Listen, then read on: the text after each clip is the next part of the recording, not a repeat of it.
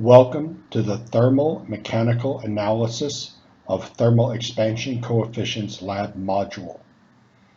We will explore the influence of temperature on the dimensional changes of a material through measuring its thermal expansion coefficient.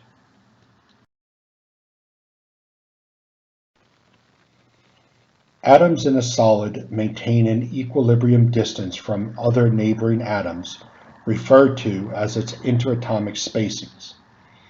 This is the distance at which the force of attraction that bonds the atoms together and the force of repulsion, the interaction of the electron clouds of the atoms, balance each other, resulting in a minimum in the energy of bonding.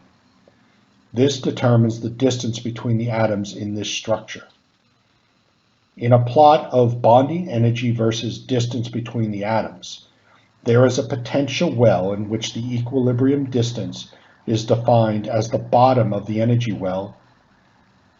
This energy well sits very deep at low temperature, but with increasing temperature, the depth of the energy well decreases, and an increase in vibrational distance, vibrating around an increasing equilibrium distance.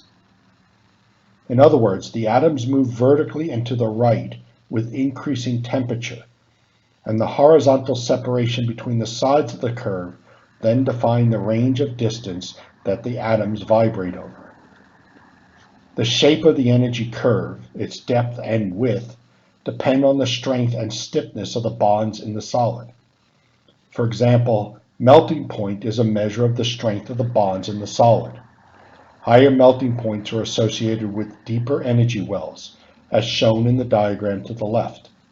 A material with a higher melting temperature will have a deeper well and also tend to have a narrower well as the melting temperature or bond strength of the material increases.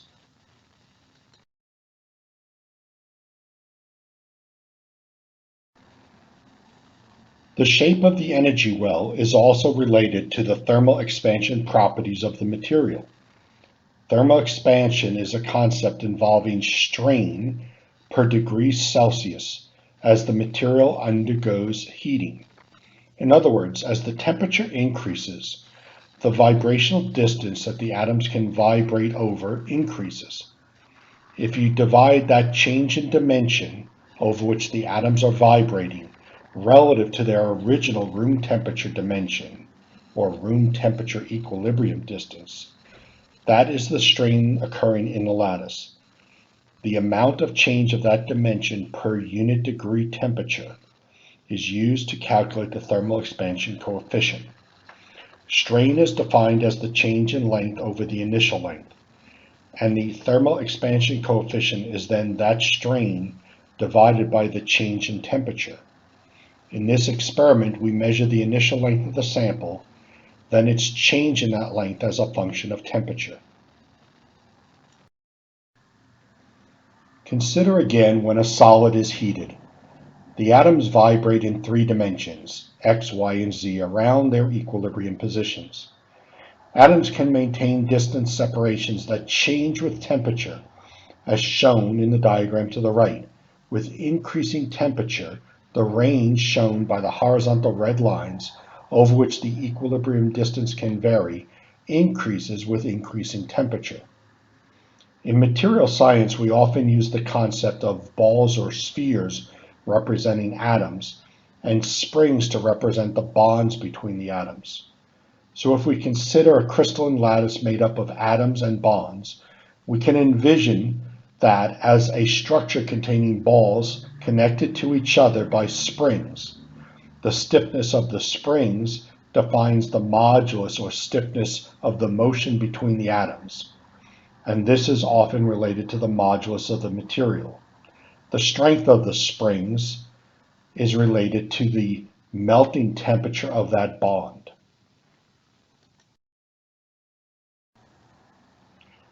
If we consider the energy associated with the potential well between the atoms defining their equilibrium distance, then it takes energy to move up the potential. If we move up the potential well, the energy, which in this case is equal to 1/2 kx squared, The energy increases as we move up the potential well because the value x, the vibrating distance, increases as we move further up. In other words, as we provide energy, the material can oscillate a large distance x around its equilibrium position. The use of the ball and spring model that I've just described predicts a parabolic energy well, typical of a harmonic oscillator. However, in reality, the forces of attraction and repulsion, which bond the atoms together, results in their equilibrium distance, is actually slightly altered in shape by the real energies. The real energy well is shown by the gray curve in the figure, and as we increase temperature, note that the equilibrium interatomic distance shifts further to the right, and the range over which vibrations can occur increases in a very nonlinear fashion.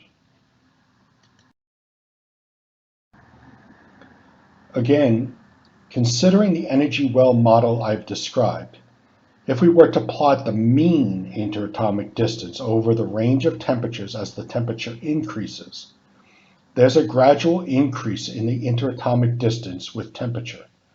By definition, that is thermal expansion. The amount of change depends on the strength of the bonds, and therefore the shape of the energy well itself. In strongly bonded solids, the energy well is deep and narrow, which means it requires a large increase in energy, or increase in temperature, to move upward, and the rate at which the interatomic vibrating distance changes is relatively small compared to a material that's a weakly bonded solid, where small changes in temperature produce large variations in the mean interatomic distance and large variations in the range over which the atoms can vibrate. To summarize, in this laboratory experiment, we will be measuring the thermal expansion coefficient of 6 different materials. In effect, what we will be probing is the behavior of the potential wells in these 6 materials as a function of temperature. The experiment involves the use of 4 metals: copper, aluminum, stainless steel, a metal referred to as Invar, which is an iron-nickel alloy, a ceramic material called Macor, and a polymer called Teflon.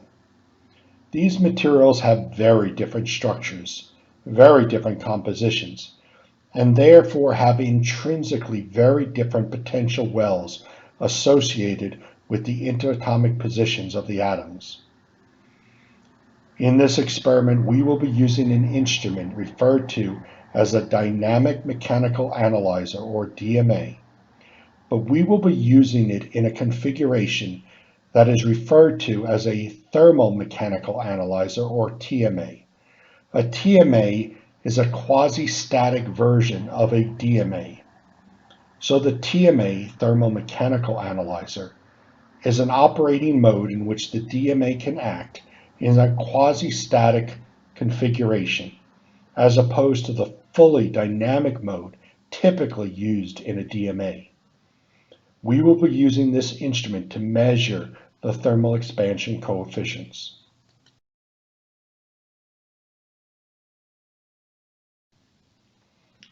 The TMA consists of a measuring probe, which is used to measure the displacement of the sample as a function of temperature.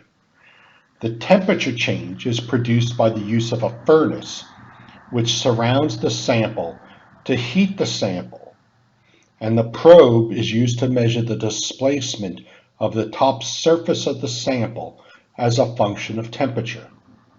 The probe is made of quartz, and the end of it sits against the top surface of the sample, and the sample sits on a platform that is an integral part of the quartz tube. The quartz probe is part of a device referred to as an LVDT, for linear variable differential transducer. This is a device that functions similar to a solenoid, where an iron core moves inside of a copper winding, and the position of the core inside the winding changes the voltage output of the copper coil. By moving the solenoid core inside the coil, you effectively change the voltage that's read across the copper coil. It becomes a very sensitive probe for measuring the displacement of the core, and the core being connected to the quartz probe, you're measuring the displacement of the sample as it pushes on the quartz probe. We use it here to measure the changing length of the sample as it's heated. A thermocouple is used pressed against the sample to measure the sample temperature very accurately.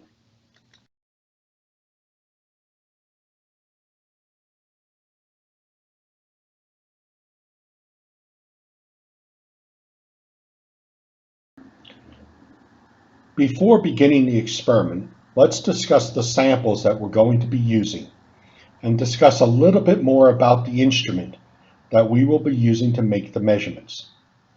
As I mentioned, there are 6 samples that are part of this lab module. It involves 4 metals: copper, aluminum, stainless steel, and Invar, plus a ceramic referred to as Maycore, and a polymer material called Teflon. These 6 materials are going to be used for the measurement of their coefficients of thermal expansion, or CTE. The samples shown in the small containers here are all right regular samples, meaning that there are 2 surfaces that have been prepared that are parallel to each other and perpendicular to the sides. Perhaps if you look carefully at the copper samples, you will see these samples are what we refer to as right regular cylinders. They have a circular cross-section, but the 2 circular faces are parallel to each other and perpendicular to the sides. In the other bins, the samples are rectangular prisms, and 2 surfaces of each prism have been carefully prepared so that they are parallel to each other and as close as possible perpendicular to the sides. In this experiment, we will be putting a sample into the quartz tube shown previously and positioned under the probe-sensitive LVDT that's connected to the quartz rod.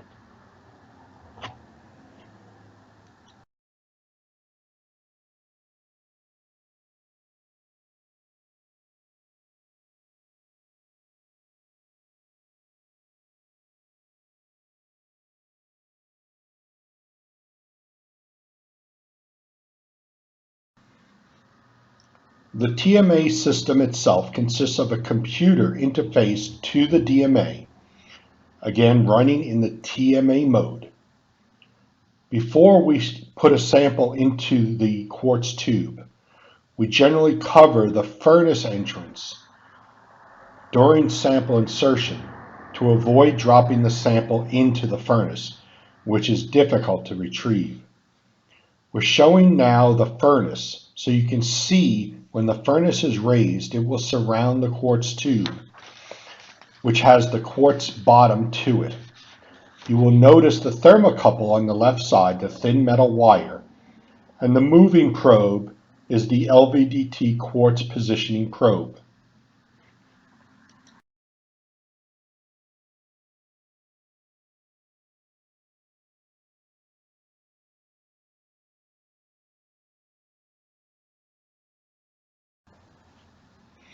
When running the system, we use a chiller to run cooling water through the furnace chamber that allows us to control the cooling rate applied to the sample.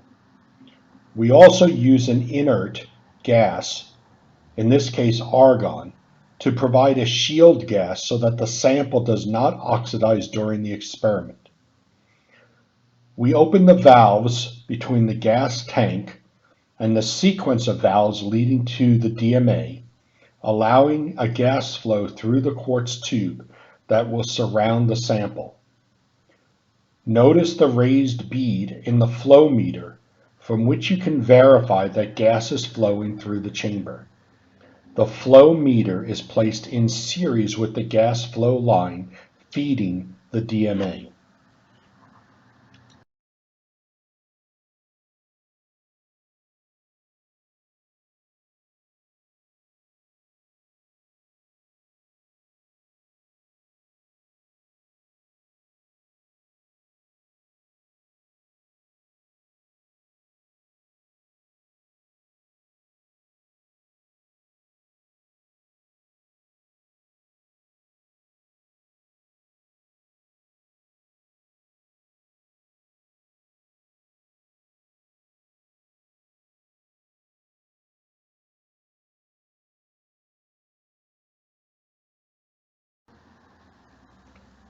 Now we will demonstrate the measurement of the thermal expansion coefficient for the copper sample. We open the Pyrus software on the computer and select the instrument TMA. This then links the software to the instrument, allowing the software on the computer to both control the instrument and collect and store the data. The software interface has two primary functions. One, to create a control program that allows us to heat the sample in a prescribed manner. And two, an instrument viewer that allows us to view the data being collected. We call the first program a program method, and we can open a program method in the software interface. We have stored programs for each different sample. The programs are listed by the sample name with the extension CTE. These programs have been created in advance to define a heating profile for the particular materials. The materials have different melting temperatures, and therefore we run the thermal expansion experiment over different ranges for different materials, and often at different heating rates in order to obtain the measured data we seek. The moving probe position as a function of temperature is measured for each particular material. In the software interface, we can input a sample ID, something that defines the sample, provide comments about the sample, and information about the file name itself. In addition, we will input the file name that will be used to store the data collected from the experiment, as well as define the path to the particular location on the hard drive where this file information will be written. From the acquired data of position of the probe as a function of temperature, we will calculate strain, which is the changing displacement divided by the initial sample height. And when that result is plotted against the temperature, the slope of the curve is the CTE value.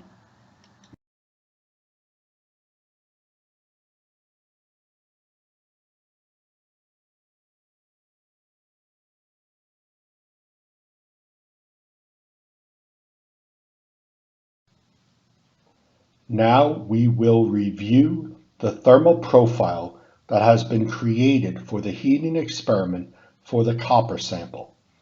This heating profile consists of 4 steps. The first step involves heating the sample to 50 C and allow the sample and furnace to come to equilibrium.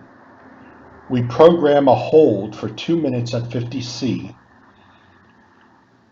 At the end of that 2-minute cycle, the sample will be heated to 300 degrees C at a heating rate of 20 C per minute. It will then be cooled from 300 C back to 50 C at 20 degrees C per minute.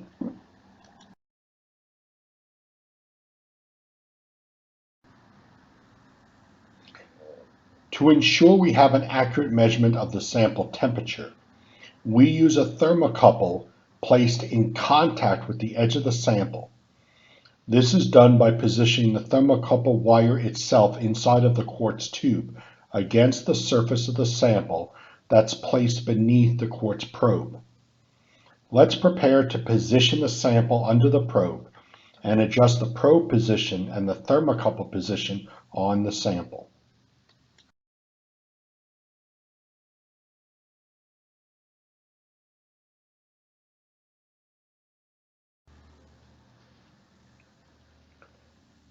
Here we show a close-up of the probe. Unfortunately, on our instrument, the front display panel no longer operates.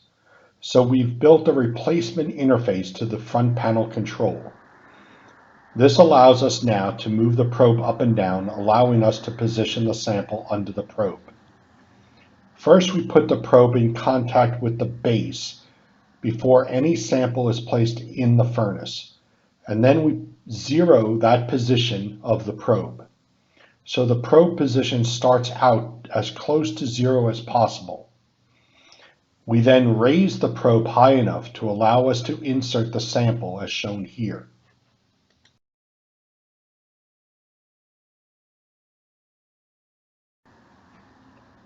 The probe is raised. Using a pair of tweezers, now pick out a copper cylinder sample, and we will place it on the quartz, inside the quartz tube on the quartz platform at the bottom. Before trying to insert the sample, place the small cover over the top of the furnace so that if you drop the sample, it doesn't fall into the furnace.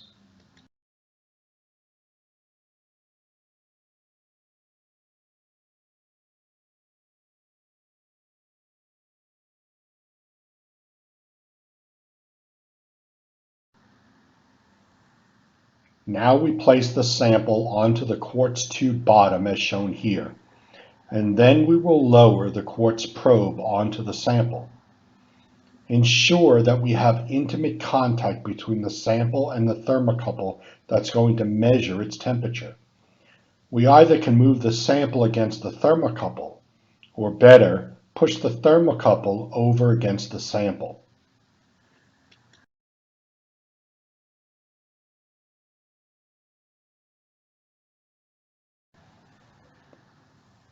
Now we lower the probe down on the top surface of the sample, and this will read the initial height of the sample.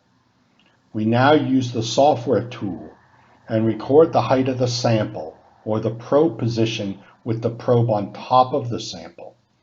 This now defines this initial sample height in the data set. This is important for when we calculate strain.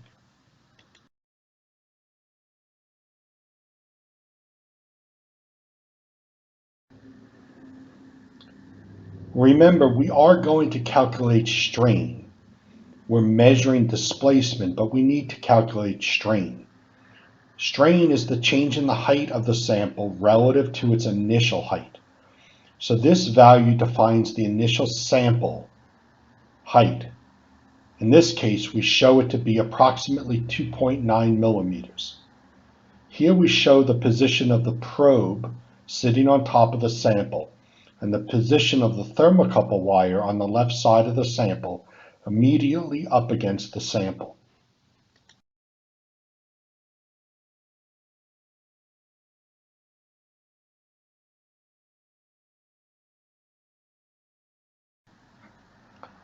Before closing the furnace, which will require you to move it upward, we remove the cover that helps us avoid having the sample fall into the furnace. Also, before raising the furnace above the sample, we put an insulated ring around the top of the furnace, which helps to maintain the temperature in the furnace.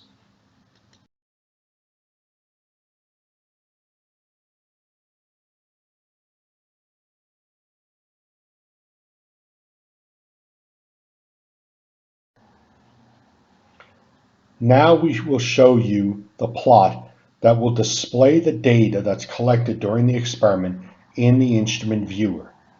We will show the probe position on the vertical axis and the temperature of the sample on the horizontal axis. In this experiment, we will generate a curve similar to what's shown here, a relatively linear curve between temperature and the sample dimension or the probe position.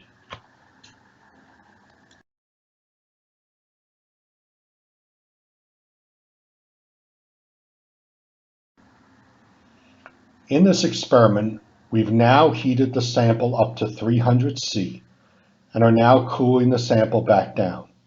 So the first red curve going up is the sample heating curve, and the second curve coming down is the sample cooling curve. Note that the two curves are relatively parallel to each other. However, we will be using the cooling curve to calculate the CTE value. The cooling curve is more linear in general because a sample cools more uniformly than it can be heated. And so we end up with a cleaner, more linear data set with the cooling curve than we do with the heating curve.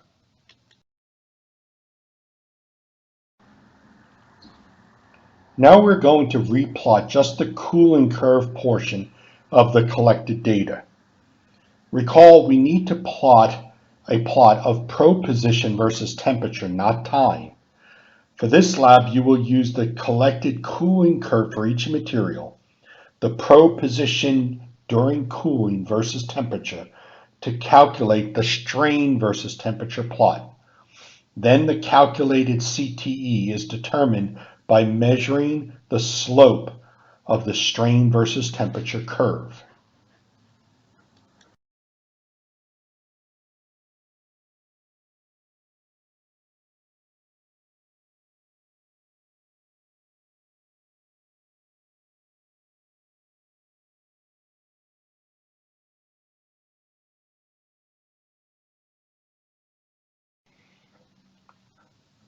The experiment is then repeated for each additional sample, and you should compute the corresponding CTE values and compare these measurements to values available in the literature or online. One of the materials, INVAR, is rather unique in the CTE value. Comment specifically on the nature of the CTE value for INVAR. What is unique about it, and provide some literature background to why a metallic alloy such as INVAR can exhibit the unique CTE value obtained in the experiment and also found in the literature. Good luck.